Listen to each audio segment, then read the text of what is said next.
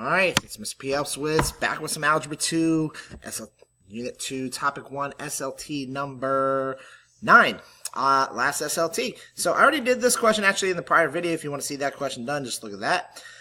This question over here, also a good candidate for completing the square because the B term is an even number and there is no A term in this case. Well, A is 1, I should say.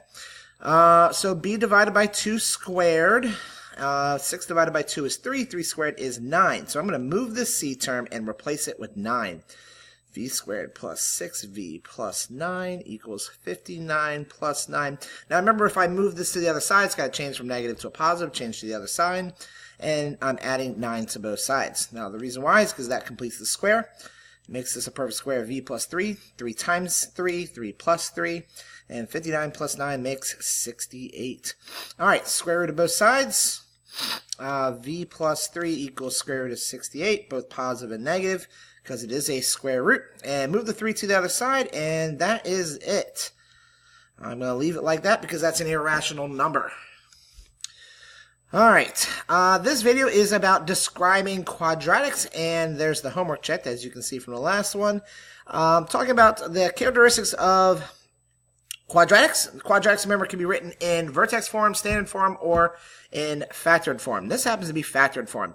Now, I'm trying to match these formulas up with these graphs. The first thing I'm going to notice is that there's only 2 up here that have negative dilations, and that will be this one right here, -2 and -2 right here, which means that these 2 functions are going down. Now, they both have exactly the same width because they have exactly the same scale factor, so which is -2. So if I went right 1, it would be down 2. Right 1, down 2. But it's a little hard to see that, so if I went right 1, down 2, give or take about right there. So it's about right. So right 1, down 2. And this one's also right 1 and down 2. But then I'm going to look at the factored form. And notice that this one's going to have 2 answers, one at -3 and one at +2. There's -3, there's +2, which means this one must be B.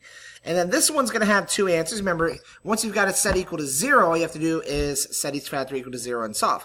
So that's going to change each one to the opposite. So that's going to be 3, and that's going to be -2.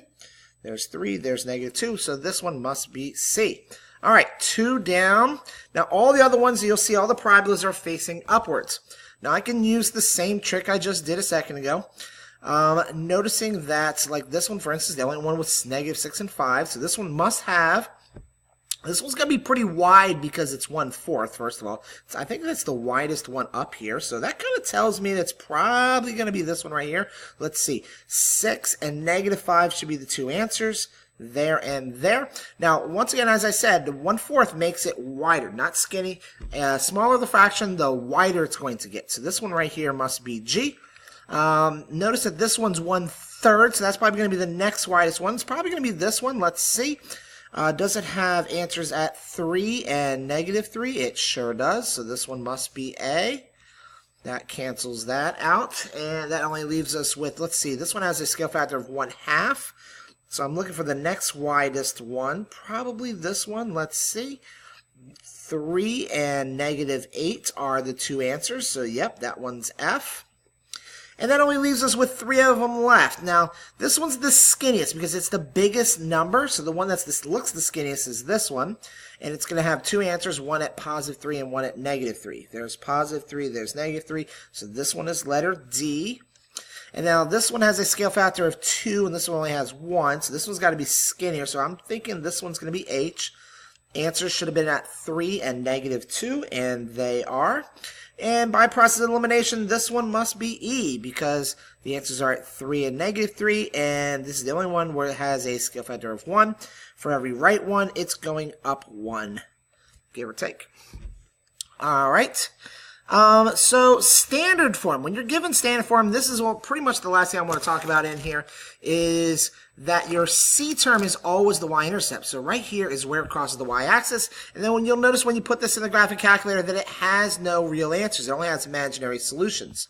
So there is no place where it crosses the x-axis. This one does hit the x-axis twice, and it's going to be some irrational numbers because this is not factorable. There's no 2 numbers that multiply to get 7, but also add up to 6. Actually, yeah, I'm going to just leave it like that. So your answer is going to look something like this. It's going to have two solutions. Now you have to use your calculator to see how precise that is. And I'm going to leave it right there. Just remember in standard form that C is always the y-intercept. And then whatever you get in factored form is set it equal to 0 and solve, and you get your x-intercepts, and that would give you this. But you can't look at standard form and know what the graph is going to look like. You'd have to use a graphic calculator, you have to solve it, or you have to make a function table. All right, thanks again for watching. Please look forward to the future for topic 2s. Have a great day.